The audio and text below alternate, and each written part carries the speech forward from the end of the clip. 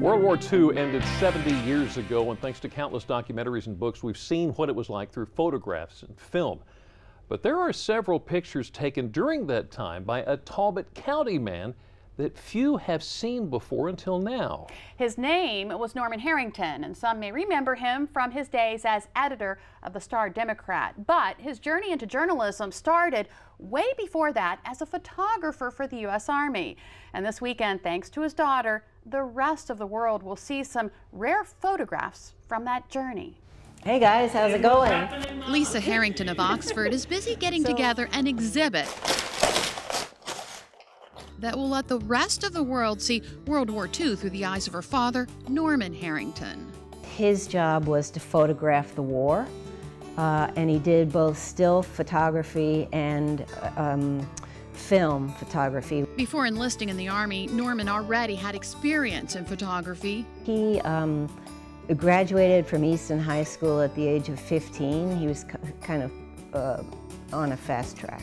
And he opened his own studio in Easton at the age of 16 and did portraits, and he was a stringer for the Associated Press, so he cobbled together a lot of different things around photography and journalism. And this was them having fun. Lisa says her father was assigned to the 162nd Signal Corps of the U.S. Army Pictorial Service. He served several purposes. One was to help and keep the American public informed and the world informed, and the second was to support strategically sort of the commanding officers would review the photos and map out strategies and review the photos of battles and see, it's sort of like both a strategic and continuous improvement effort almost. Harrington served in several locations, including North Africa and Paris.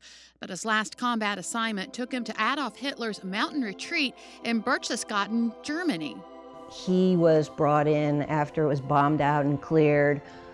He was brought in to photograph Berchtesgaden and document it. But Lisa says what her father found inside what's referred to as Eagle's Nest will give visitors to the exhibit a more personal look inside the dictator's world. What's great about this exhibit that we're doing, when he was at Berchtesgaden at Eagle's Nest, he discovered file cabinets filled with undeveloped rolls of film from Adolf Hitler. And so he asked his superiors, could he set up a dark room and develop some of this and see what it was?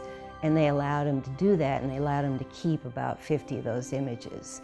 So some of those key images are in this exhibit. They include pictures of Hitler at state events and dinners, even what Lisa believes to be a selfie of the communist leader. In addition to Hitler's personal collection, there are several photographs taken inside the mountain retreat by Harrington. Some of them you'll recognize. For example, his photos of Berchtesgaden. There's a sort of an iconic photo of a bunch of US GIs after they've stormed it, after they've taken it over. They're sitting around a stripped banquet table, and their feet are up on the table, and they look exhausted. So that photo, if you've seen Steven Spielberg's Band of Brothers series, I think it's the last episode, very similar images. So it's kind of, when I saw that series, I'm like, that's my father's work. Harrington's collection also includes pictures of other famous icons of the war, like President Eisenhower, Hermann Goering, even Bob Hope. For Lisa, these photographs tell a story about a journey her father kept deep inside. He wouldn't talk about it, very rarely.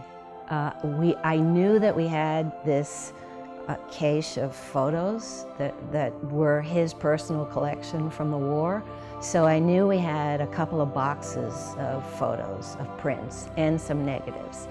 And I think perhaps I may have seen them twice while he was alive, and some of my siblings too. But he essentially, outside of one or two stories, he wouldn't talk about the war. And although Norman Harrington's words were few when it came to the war, His pictures speak volumes, especially the ones that show the destruction and mass casualties of conflict. They're a very personal take on the war. They're not like documentary images. These are his private images. So they're his, it's like seeing the war through his eyes.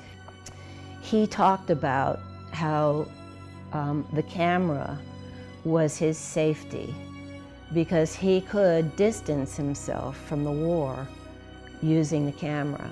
So he was seeing horrific things, but the camera allowed him to be once removed, still be, you know, incredibly involved, but have a safety valve, so to speak. So it was really kind of remarkable to read because the things that he photographed were, you know, beyond measure horrific. The photographs in the exhibit are just a fraction of Harrington's collection. Lisa says his life's work includes 40,000 negatives and about 20,000 prints, including photographs he took as editor of the Star-Democrat. Basically, in addition to all this World War II stuff, I have a sort of pictorial history of the Eastern Shore of Maryland from 1946 to 1987 when he died. So that's a whole other collection that is worth looking at because it tracks how the Eastern Shore has changed and changed over all those decades. For now, Lisa is concentrating on the task at hand, bringing her father's emotional journey to life again through pictures, his pictures. The exhibit is called Up Close World War II Through the Lens of Norman Harrington and will be unveiled this weekend with a special reception and talk by Lisa Harrington Saturday, October 17th at 4 p.m. at the Oxford Community Center. The exhibit will be open to the public starting Monday, October 19th from 9 a.m. to 2 p.m. on weekdays, Saturdays from 11 a.m. to 3 p.m. and Sundays from 11 a.m. to 1 p.m. And if you'd like more information on how to attend the opening reception, just go to our website, wboc.com, click on our picture at the top of the page. That's amazing. Amazing photographs. Wow. Well, something else that might take a few of our viewers back in time, Hydrox cookies. And for those of you who know what I'm talking about, get ready for a cookie comeback. We're going to explain next. Whoa, whoa, whoa, Jimmy. First, we're going to have dinner, then dessert. A little later, we're in the Delmarva Life kitchen making rockfish pan chowder. Delmarva Life, we'll be right back.